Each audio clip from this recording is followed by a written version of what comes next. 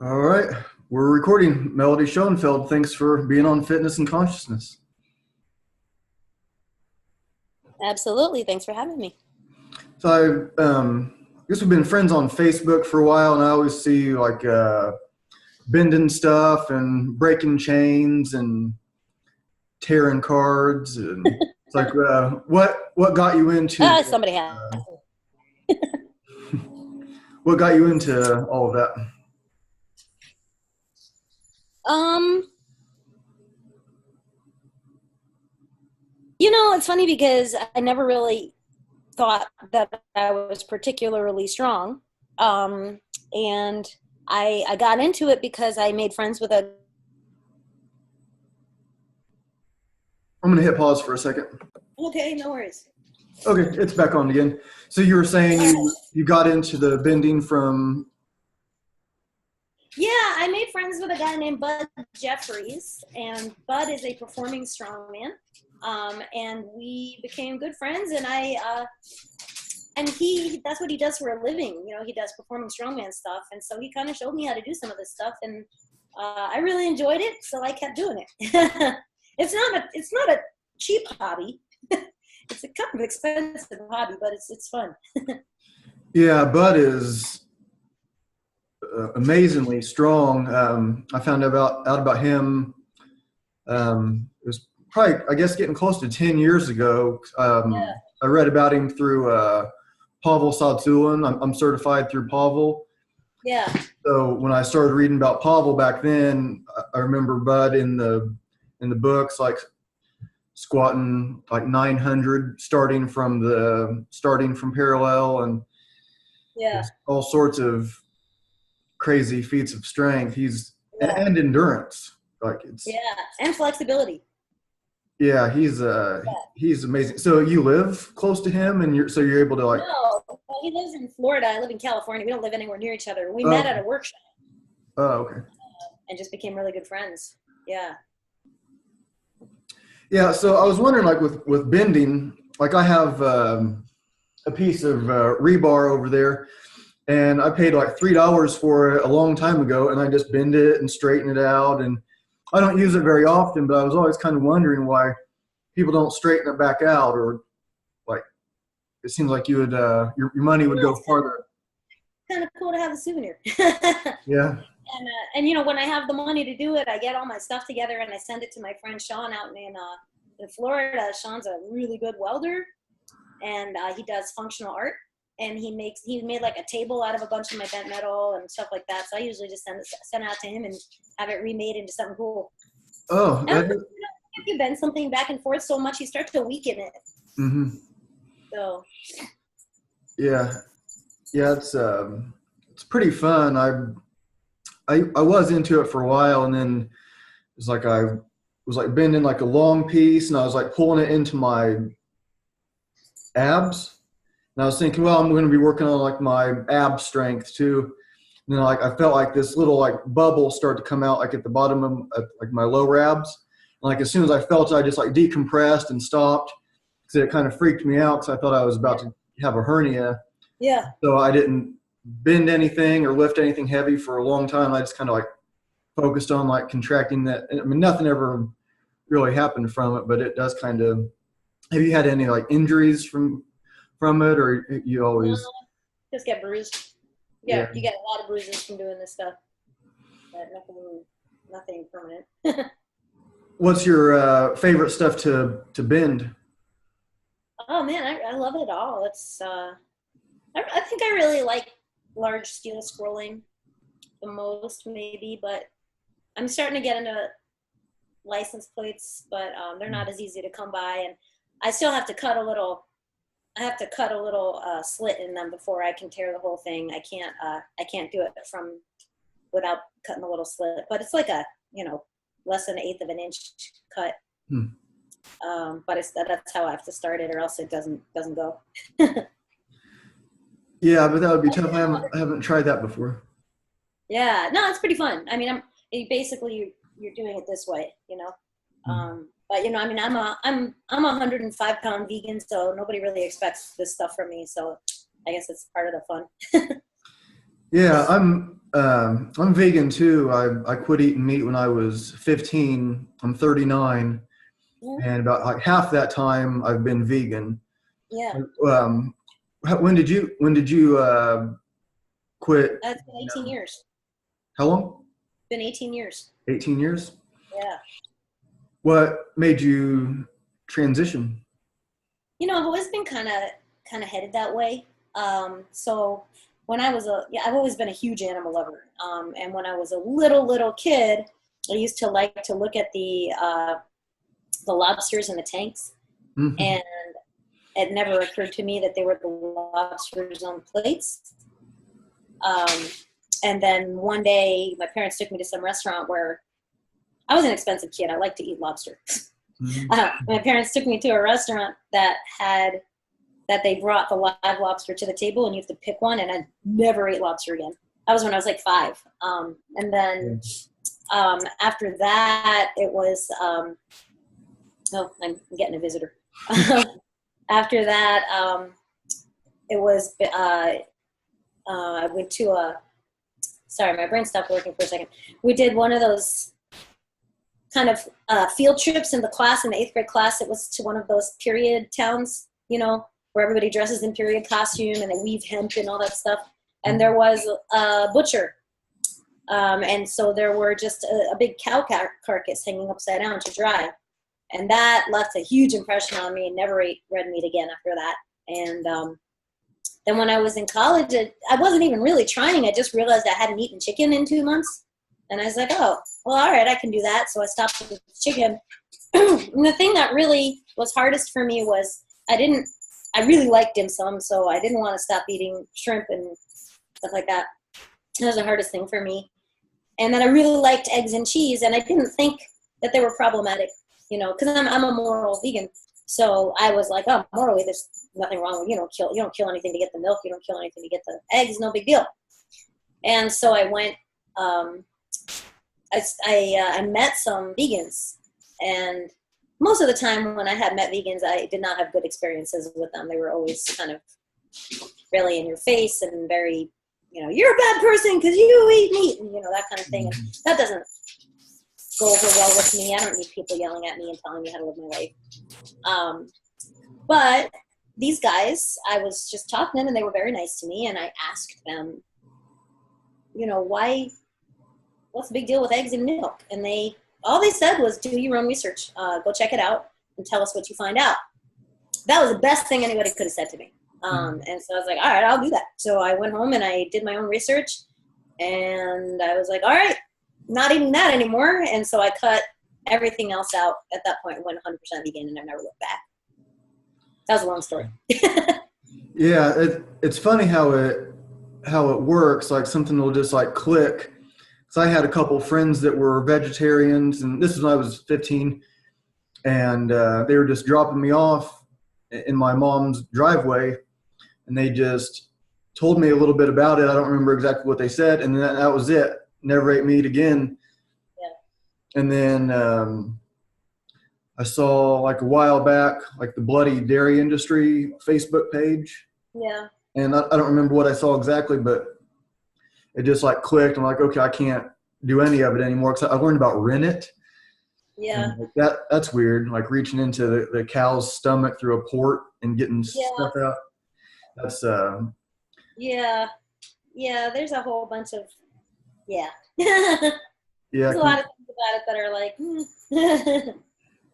Yeah, and you're talking about the some like the vegans that are like more like in your face about it and stuff, and like I was part of like this Indianapolis vegetarian and meetup like Facebook group, and I had to get out of there because it was like they were like this woman, she posts something, and she was wanting to like know about like milk because she was pregnant, and she's wanting to know about like her baby's health. And so I just happened to be reading a book called Strong Medicine. Have you read that one? I think it's Marty Gallagher, and I forget who the doctor is, but it respects vegans and vegetarians. It talks about that, but I just happened to have read something like the day before that was exactly what she was talking about the exact chemicals and why babies need milk, whether it's like from their mom or whatever. And so just like posting that caused like this uproar, and this woman is just like you're in way over your head. You don't know what you're talking about. And like just, it must have taken her an hour to type out this just tirade.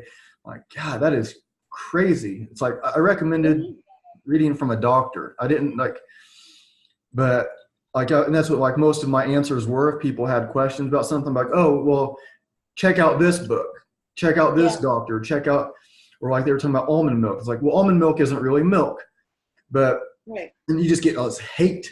Like they just attack you, but you post a picture of a cookie, a vegan cookie, and they love it. I mean, there'll be 50 comments, 180 likes, and it's so bizarre how you, so when somebody asks you about it, like, how do you inform them without being like one of those people? How do you inform? To be honest, I don't, unless they want to know. If, I only give the information that people want.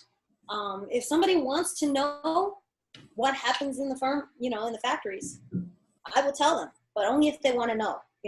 I don't believe in pushing that in people's face. And do you know? I mean, I think everybody kind of knows. It's just whether or not, number one, it matters to them. Because some people it doesn't, and that's okay. But for some people, it doesn't matter. Or maybe they're just not in a place where that's going to make a difference. And it's like any other lifestyle change. If you're, for instance, you want to lose weight or you want to stop smoking, and you know cigarettes are bad for you. You shouldn't be doing that. You know what really, what the truth about the tobacco industry. But if you're not really ready to quit smoking, it doesn't matter what or if it doesn't matter to you what that stuff does to you, because for some people it doesn't. If it doesn't matter to you, you're not going to change. So you have to really want the information, and really, it has to really matter, Other than that, I don't bother sharing stuff to people who don't want that stuff shared. I know I don't want that stuff shared with me. I don't want people showing me pictures of, animals in factory. I don't want to see it. You're preaching to the choir with me, and even before I went vegan, that stuff didn't work on me. It horrified me, and certainly didn't convert me. It just made me really upset. And so, I just go based on that. And if people ask me about my lifestyle, I'm very matter of fact about it. I'm very scientific about it. It's, to me, all about the science. And I'm happy to answer any other questions that they want factually, but I don't put any kind of a bias on it. I'm not like, no, you need to do what I'm doing. Because I don't believe everybody needs to do what I'm doing. I believe you need to do what works for you. It'd be great if the whole world was vegan, but it's not realistic, and so people will change based on their own morality and their own beliefs, and what their bodies need, so. Yeah, it seems like it just doesn't work for some people. Like the girl that I'm seeing, she was like vegan most of her life, and then she just wasn't like feeling good and stuff, and then so she started like introducing meat back into her diet, and that seemed to work for her. And it's like she wants to be a believer, because there's like part of me that's like, my dog, sorry, she has to insert herself in everything. Yeah, some dogs want to be famous. We get a lot of that barking and stuff. But I have a lawnmower across the street that wants to be famous. A lot of times I'm starting up, there's like some guy fires up a lawnmower or something. But yeah, so it's like she was wanting to be vegan, but it just like didn't work for her. And there's like part of me that thinks, well, there's a way if you just didn't find the way. But really, I know that I believe her, and it just like didn't work for her. And the place where I do most of my training is at a wilderness survival school. Yeah. And so there's like there's animal skins, and you might like go out and there might be like tanning hides, or they might be skinning an animal, or who knows what's going to be going on with that whole process. So to me, it's kind of strange, but it's like, but you also can't say that they don't respect animals. Well, Like yeah, and yeah, it looks different. This is, I'm sure, in the vegan community, a very unpopular opinion. But here's the thing about hunters: is they're not hypocrites. They Yeah. can go out and they can kill their dinner. Most people, if they were faced with that, they wouldn't be able to do it. Are you kidding me? The only reason they can eat meat is because it's wrapped up nice and neat for them in the store, and they don't have to get their hands dirty. You know, people who hunt tend to be more preservationist than anybody else. They care more about the environment. They care about the animals. For the most part, I mean, obviously not everybody, but for the most part, people who hunt for sustenance, I can respect it. I couldn't do it, which is why I'm vegan, but I can respect it because they're not hypocrites, you know? Yeah, it's just a matter of like what and like how they might like talk to vegans and stuff matters also, because like I'll listen to like the Joe Rogan podcast, and he's a big hunter, and he'll kind of like put down the vegans, like, well, it doesn't really work, or he kind of respects them, and it seems like he kind of doesn't, and he throws some. I don't get any kind of respect from that guy. I don't feel. I mean, yeah, he has some good things to say sometimes, but he says so many things that bug me that it's hard for me to reconcile the two. Yeah, part of why I watch him is like I'm studying the guy that's the part of it. He's famous, not just because he's an awesome podcaster, but because he was famous before. Yeah. But like you're my 30-second podcast, so I was like studying who's really good. How does it really work to do like these longer things? But yeah, I don't agree with everything he says, but it's like at the Wilderness Survival School I'm teaching at. It's like at the end of my kids classes, one of the kids will read a story, and they sit on this buffalo hide in the main building, and so they like sit on the buffalo hide, and the other kids might sit on the buffalo hide if there's enough room for everybody on it, but there's just like something like primal about it. So I've like tried to look back into it, like. And it seems like there might have been vegetarian Native Americans, like in the South somewhere. It might have been like around Florida or something like that. Because I try to think like, well, is this really a natural thing? Or because I'm always like trying to think about it. But so when you're like for your own like health and stuff, do you like get any like blood work done, or do you get? I do. Oh yeah. Absolutely. And, and is it natural? I mean, I don't think it's natural to be vegan. No, I don't think that's how we evolved at all. But that doesn't mean that it can't be done, and it can't be done well. And you can, most of what people do, whether they're vegan or not, is not natural. Air conditioning is not natural, Right. But it's a way that we've managed to evolve to adapt to our climate, things like that. It's most of the things that we do are not natural, so it's kind of a moot question. Yeah. And yeah, that's how our brains evolved many years ago. But that is also not. It's kind of a moot point now, because we have other options now. So those arguments kind of don't hold water with me. Yeah, that makes sense to me. I like that your point of view on it. It's like how natural do you really want to be? Yeah, I mean, if you want to be natural, go live in a mud hut, or a stick hut out in the boonies, and hunt for everything, and don't rely on anything else. No cars, no nothing. No, it's that. The way we live our lives is not natural, but it is for us. Like it makes sense for us to live the way we do. But yeah, no, I get blood work done almost every year. I still have to. I'm kind of overdue for this year, but and actually my numbers are fantastic. So that's exciting. They're usually real good. So for a while, because heart disease runs in my family, my C-reactive protein, which is the indicator of heart disease risk, was pretty high. It was number 3. It's scored 1 through 3, and mine was a 3. And my cholesterol was actually at over 200. As a vegan, not eating any cholesterol, that's odd, right? But it's hereditary in my family. And what I did was I added the algae oil, the DHA, vegan DHA EPA, and I added turmeric. My C-reactive protein went down to between a 1 and a 2, and my cholesterol's never been better. So that made all the difference for me. Wow, that's really cool. So did they tell you to try that, or did you just figure it out on your own? Self-medicated. Wow. No, I just kind of looked at my diet and said, all right, what do I think is missing? And so that's what I did. Yeah, I haven't had the oil, but I get turmeric. I have just the stuff. I put it in whatever I'm eating sometimes. And well, DHA EPA is important.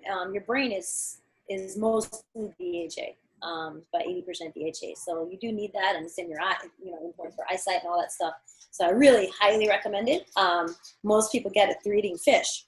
But the thing about fish is fish don't get it naturally. They get it from eating algae. So, we're basically just cutting out the middleman. And the research on the algae is that they are as effective as eating fish. So it works out pretty well. But I would recommend that for anybody. I think everybody should be taking DHA EPA. Most people don't eat that much fish anyways, unless you live in the Pacific Islands. Yeah, I'll have to look into that. I haven't really had any blood work done for a long time. I used to donate blood plasma, a long time ago. I didn't do it very many times. I guess it's not very good for you, but they would do like your blood test, and if something was low, then they wouldn't let you. And I was fine the first bunch of times, and then one time I went and something was low. I don't even know what it was. It was never heard of whatever it was. And then so once I was low in something, I didn't go back. I was like, okay, I guess maybe I'm not supposed to be doing this. I don't know if it was like just kind of a fluke thing or what. But it's worth getting your blood test done. It's a good indicator of your overall health. I'm a big believer in getting checkups and all that stuff. I grew up in a medical family. Both of my parents were doctors, so wow. with all that stuff. But I think it's important to know where you are, because a lot of people feel fine, like they don't feel anything wrong, but it turns out that there's a fairly significant nutritional problem, or a fairly significant problem that you can only see in your blood work. Like if I had high cholesterol, I wouldn't know just by sitting here. I would need to find that out, or high triglycerides or anything else. It's not something that you feel. So I think that stuff is very important, because just feeling fine is not necessarily an indicator of your overall health. Yeah, and like, do you have like favorite foods for like performance stuff, because you're into this like strength training and your protein? It's really just protein is performance stuff for me. And I love, I'm a carbohydrate girl. I love carbohydrates. But I do a protein shake every morning. I make sure I have a good dose of protein with every meal. So that's important. For hypertrophy and performance, having higher leucine is important. And in a vegan diet, that's more challenging. If you're an athlete, it's much more challenging to get your protein needs than for an omnivore. If you're just a kind of a non-athletic vegan who just kind of is a vegan, you can kind of get away with just getting enough protein. Just make sure you're having enough protein. But if you're an athlete, you have to really look at your leucine intake. And so it becomes a thing where you have to try to get 40 grams or so at every meal, twice what's recommended for the average Joe who doesn't eat vegan food. Yeah, I get a lot of like the nut milks that have the like pea protein added, and yeah, I do that too. Yeah, it seems to be a pretty simple way to get pretty good amounts. Like it just seems like a lot different now than when I started it at 15. I had a friend her mom was a vegetarian, so she'd always make us all kinds of stuff. But it's like you would go places and they wouldn't know what it meant. And now I live in Indianapolis, and I'm kind of like between like downtown and this other kind of like cool part of town called Broad Ripple, and there's like more and more like there's like all vegan restaurants now, and they're. Oh, that's good to know, because I'm going to be there in a couple of weeks. Oh, in Indianapolis? Yeah, for the NSCA convention. I'll be there for the national convention. Oh, cool. Yeah. Yeah, that's it's what convention? NSCA, National Strength and Conditioning Association. Yeah, it's just a convention. Like it's just at the convention center downtown, or where is it? Maybe. I'm not sure exactly where it is. I just know it's in Indianapolis. I have to buy my. I still haven't bought my flight yet. I have to get my flight. So. Huh. Yeah, very cool. Yeah, Indianapolis is a pretty cool town, but yeah, there's you can hit me up. I can tell you where like the vegan restaurants are and like some. Cool. Uh, um, so I also saw that you sing, and before I Yeah. had seen like you like a lot of like kind of like metal kinds of stuff, like Iron Maiden kinds of things, and Yeah. I then actually am a lead singer in a Maiden tribute. Yeah. And I do, I do some original projects, and I'm putting together a new project as well. And I do all kinds of stuff. I was in a Deep Purple tribute for a while, but the keyboardist moved down to New Mexico, so we haven't really broken up, but we're not playing. So yeah. And so what I heard before, like the clips on Facebook or whatever, was like the metal type stuff, and then I saw the other day you're just like playing a ukulele and singing all really sweetly and stuff. So I sing to what my dog. singing to your dog? Yeah.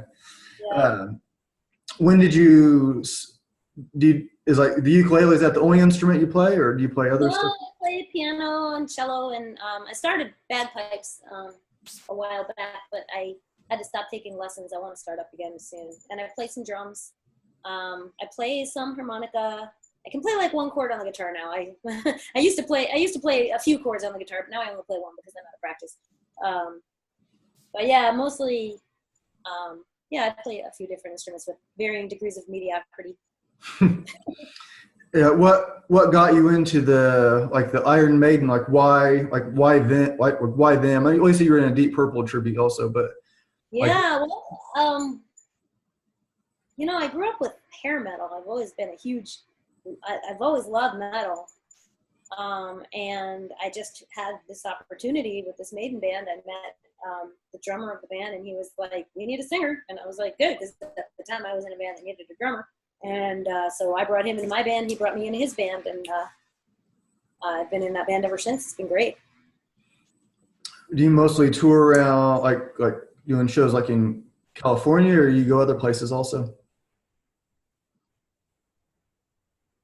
That band is mostly in LA, but I'm trying to put together some other stuff that'll tour. I don't think that band will get to tour.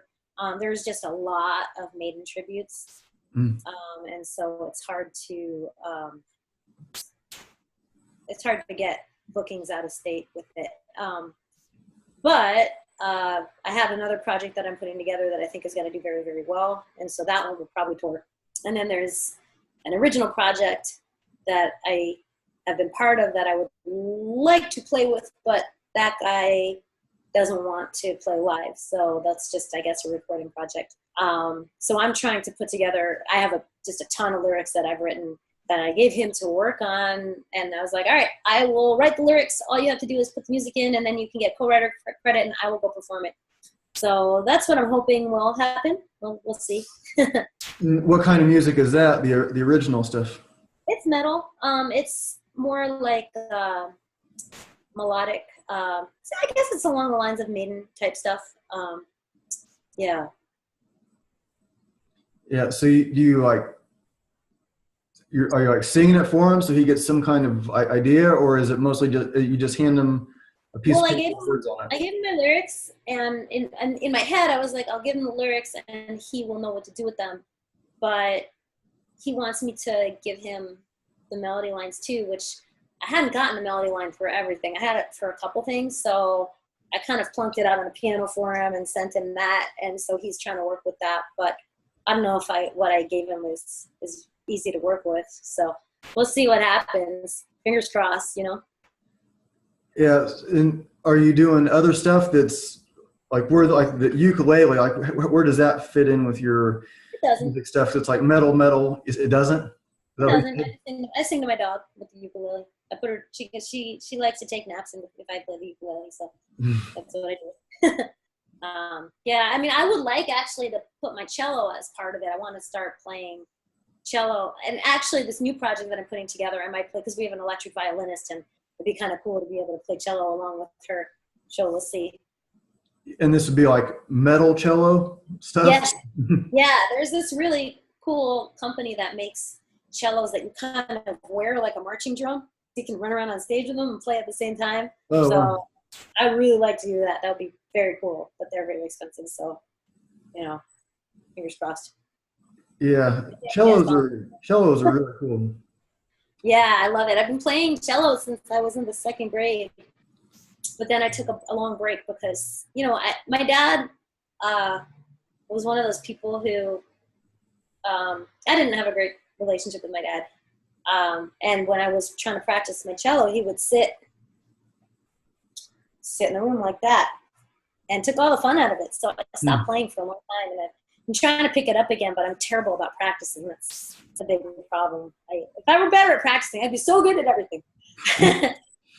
Yeah, it's hard to pick up on. Like I started playing guitar when I was 13, and I have a cool old Martin classical, and but like the way I learned was just not very. I didn't learn in a very good way, I guess. My dad he taught me some stuff like the like blues shuffle, and then he was really good. He could really sing. He sounded kind of like Elvis, but not trying to sound like Elvis. Oh, cool. He just really belted out, and he could really play. But the way that I learned, it wasn't like I was learning like 1-4-5 or something like that. It was just like, here's how you play this song, and it would be kind of like a struggle for me to learn how to play the songs. And I got into like some Spanish classical, and I got into where I could play some stuff, but I still didn't really like know what I was doing, I guess. And then so I just signed up a few weeks ago for Musician. It's like this app, and it's almost like you've seen like Guitar Hero, the game Guitar Hero, where it just like tells you. So it's almost like that, except it shows all 6 strings, and you can slow songs down or speed them up, and it has like all these lessons.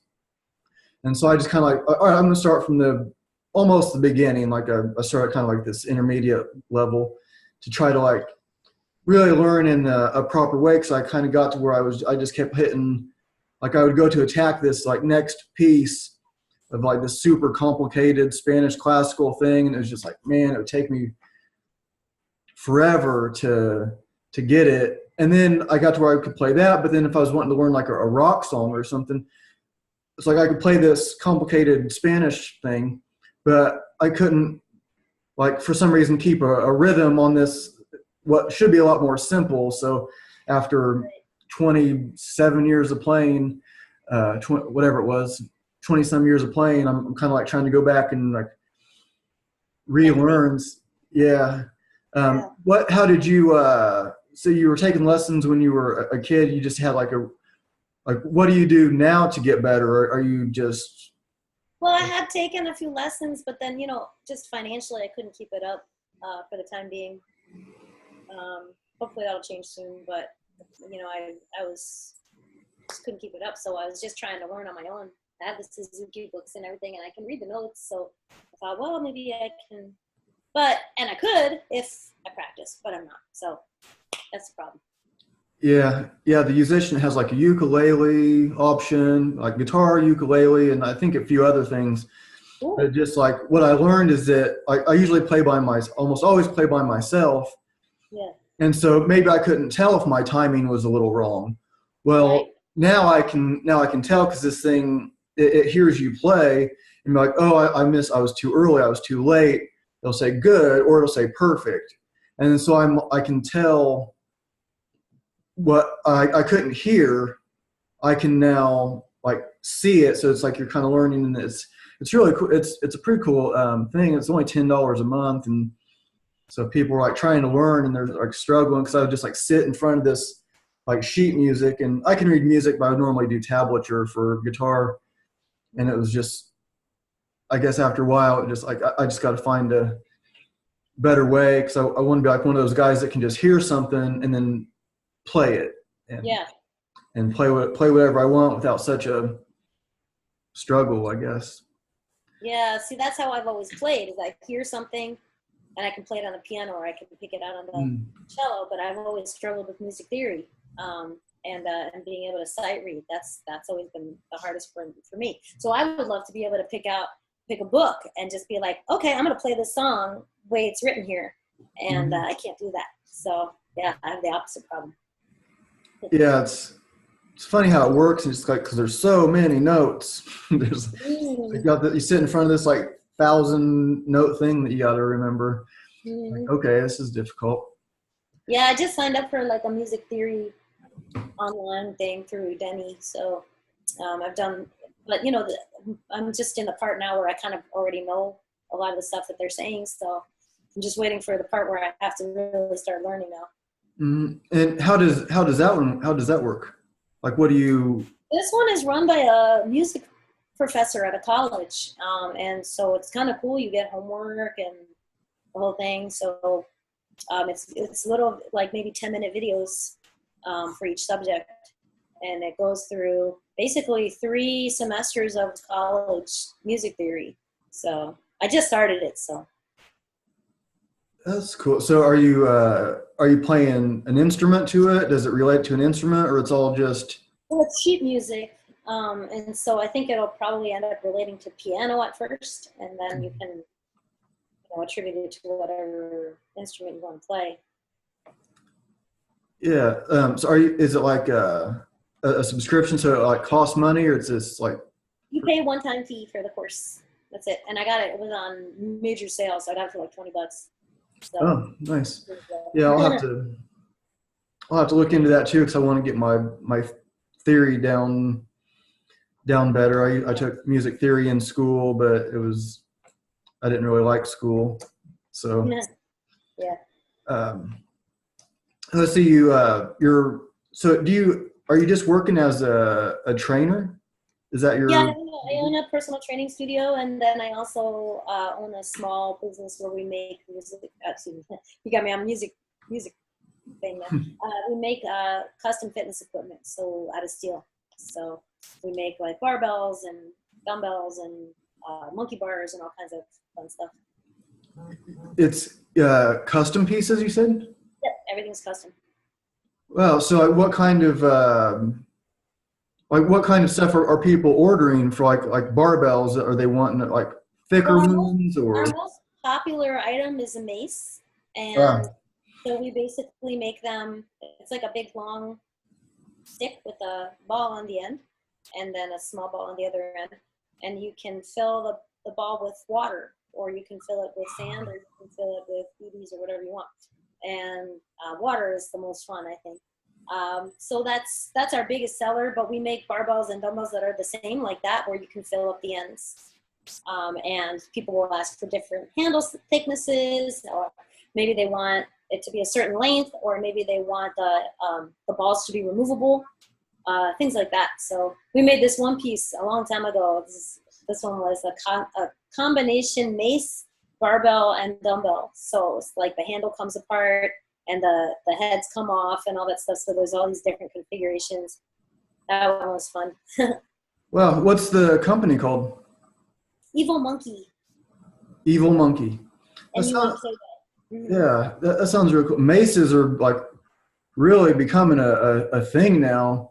I know, it's funny because I've been using the mace for like a decade, and I kept saying it's gonna be big, and nobody listened to me, but it's pretty big. I'm gonna hit pause for just a second. Sure. I just want to make sure everything's cool. Okay, we're back on. No Sorry about problem. that. So you're making like these. No worries. You started using a mace. You said like 10 years ago. Is that what you said? Yeah. Mm-hmm. And why do you think they're becoming so popular now? I mean, I've messed around with them a little bit, and I was kind of using like a sledgehammer, like people would use a mace. Yeah. It's different, but I like the idea that the water-filled one, because it's going to be sloshing around and. Yeah, it's fun. Yeah. I think they're becoming big because everybody likes, well, a couple reasons. Everybody wants something novel. That's the same reason why BOSUs were really big and kettlebells were really big, and there's something novel, Everybody always wants to jump on the next cool thing. It looks cool. I want to do it. Mm-hmm. but I think it's also because a lot of the old methods are coming back. So, and this is an old method. This is 1,000-year-old Indian art, and I think people just kind of jump onto that stuff. I don't think always for the right reasons. I don't think it's always a great idea to just jump on the next cool thing. But I'm a fan of the mace personally. I like it. It's great for shoulder rotation. It works in ways nothing else can. So that's what I like about it. Yeah, I think I might get one. I'll look into the kinds that you. So, are they all custom made, or do you have some that are just like ready to go, or? No, they're all custom. Everything we do is custom. We have a standard model, and we can make it for you. Like that's what most people get is some kind of a standard version of the model. But they're all custom. Like you can get the color paint that you want. The handle size that you want. Any of that stuff. You can get it waterproof or not. Some people don't want the waterproof option, so.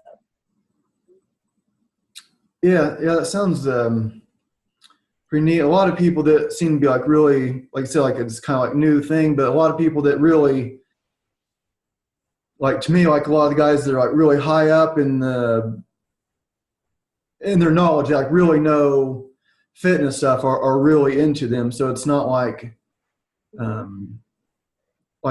fad thing. Like I said, it goes way back, and you have like it's not a fad. It's 1,000 years old. It may be a fad here. A lot of the people who are getting into it, I can see them losing interest after a couple of years, just like everything else that's come up. But the people who are really into it are really into it. Just like kettlebells, a lot of people lost interest, and a lot of people are really into them. To me, everything is a tool, and the tool is just like you. As long as you are using the tool for something that you need to improve or you want to train or whatever, you can use whatever tool you want. The mace is something that you can use in a lot of different ways, but traditionally it's really only used one way. And there's nothing else that works your body the way that does. So that's kind of cool. But whether or not it's going to make a difference for you, it's up to you. It's up to how you're using it. Do you make like clubs and that kind of stuff too? Yeah, I've made clubs. We don't make them that often. They're a lot of work to make them, and we don't charge enough for them. And so we just kind of we prefer not to make them, but we can. I mean, we've done it before, and they're pretty cool looking, but it's not our favorite thing. So, like, what are the other things that you're using or getting into that are maybe people don't know about, that are like making a comeback, or some ancient thing that's coming back around? I mean, I'm a big fan of strongman stuff, so I do a lot of stone lifting, and I do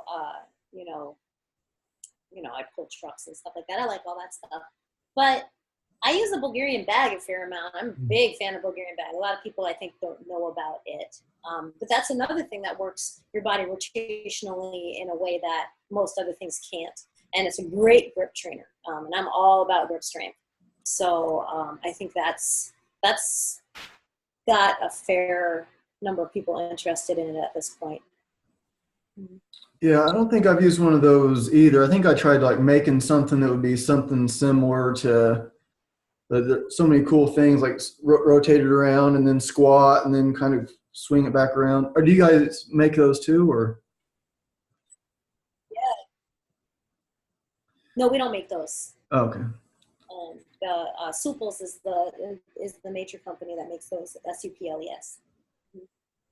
Everything we make is steel. We just make stuff out of steel. So, like, what kind of barbells are you like mainly like selling? Like what? They're the glow barbells with the balls on the ends. So you can fill them with water as well, or sand or whatever. So everything we make is fillable. It's really good. And then so they're like like the thick handles, so that like almost like. Yeah, we can make any size handle you want. So we've done 2-inch around, we've done 1.5 inch, we've done 1 inch, whatever people want. And how heavy can they get if you're filling them with? I guess you could put like steel shot in them also, and. It depends on how fine your shot is, because the smaller it is, the heavier it can get. But with water, I want to say with water, it gets to about 100 pounds on a barbell. But it feels a lot heavier. And you generally don't want to fill it all the way up with water or you won't get the result that you want. So you have to only fill it part of the way, halfway or 3/4 of the way so the water can move. And then you get a much better result. Yeah, and can you talk about like why that's better for it to be like sloshing around and? I mean, it depends on what you're trying to accomplish. But with the water, it doesn't stop moving. So like if I'm trying to press, for instance, a barbell or a dumbbell that has water in it, it's going to be doing this the whole time. So my shoulder has to stabilize and my grip has to stabilize and my core has to stabilize and all that stuff. So same thing with the mace. If you bring it around and then you bring it to a stop, your whole body's like moving. So it just adds another dimension. Yeah, I like the idea of the water. I've used like the slosh pipes, so just like a PVC with water in it and you're trying to press it or squat it, and it's. Yeah, this is different from a slosh pipe because the water doesn't go through it. It just stays in the end. So the ends are what are moving. Mm-hmm. Yeah, I'm gonna have to check that out. That sounds really interesting. I want one now, especially the mace thing. The barbell sounds cool too. And like, so like barbells, dumbbells, maces, and what are the other things that you're like kind of specializing in that you make, or? I mean, those are the monkey bars. We make a lot of monkey bars, like adjustable. We can adjust them down or up, or at angles and stuff. We're making a really complex one right now with all kinds of things sticking out of it, and kickboard and all this stuff. So it's pretty cool.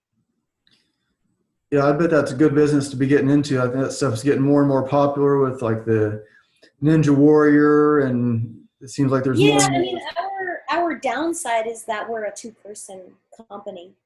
And so we don't get deals with the post office, and we can't really do bulk discounts or anything like that because it's just 2 of us. So that's kind of a downside of it. A lot of people would rather order from a place like Rogue where they just mass produce everything. But we can't mass produce. But we do really good work, and we just kind of do one thing at a time.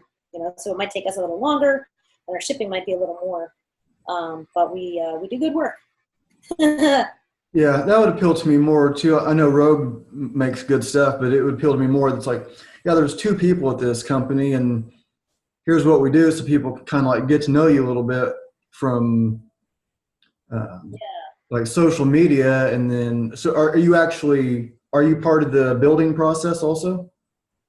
I'm part of the design process, so I do everything in the process except the build, really.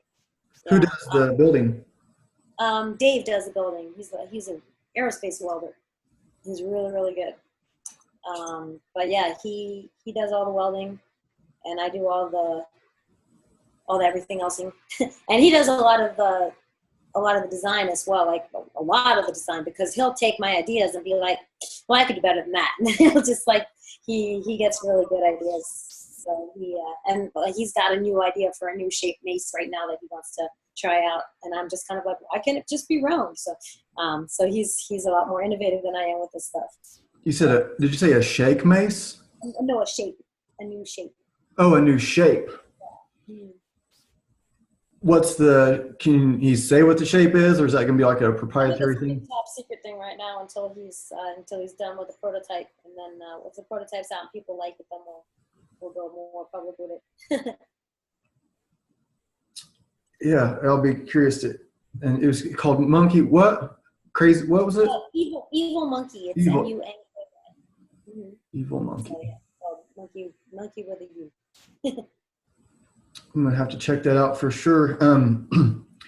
I think I'm about out of questions for you. I could just kind of like keep. No, that's all right. Actually, I have to get going because I have to be at something later this afternoon. Okay. Yeah. Yeah, I could keep like asking you about stuff and for forever, but so I find it also just fascinating. You're into all the same stuff I am, from like music stuff to the lifting and weird lifting stuff. And so, how can people get a hold of you if they want to check out the Evil Monkey Our or website is evilmonkeyent.com. So Evil Monkey Enterprises. It's EvilMunkyEnt.com. And my other website is flawlessfitness.com, FLEWLESS fitness.com. And I'm very Facebookable and all over the place. So I'm Instagrammable, I'm YouTubeable, I'm Twitterable, all that stuff. So. And I saw that you offer online training now, or you're about to start offering. I'm this close. I'm going to be rolling it out really, really soon. Mm-hmm.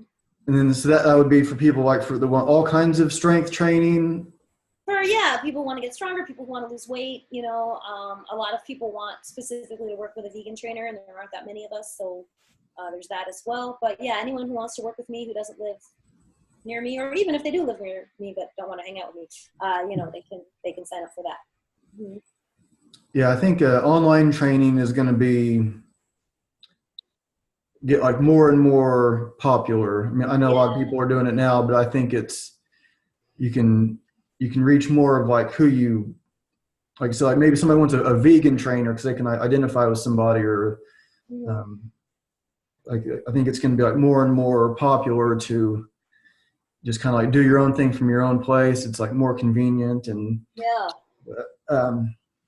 well, thanks for coming on. It was good to absolutely, man, learn more about you. And yeah, if you're in Indianapolis, feel free to hit me up. I can show you like a couple of the cool vegan spots. And for sure, yeah, sounds good. All right. Well, is there anything else you want to leave everyone with? Words of wisdom? That's it. I appreciate you having me by. All right. Well, thanks again, and I will talk to you soon. I'll hit pause, and then I'll talk to you for a second when we're done recording.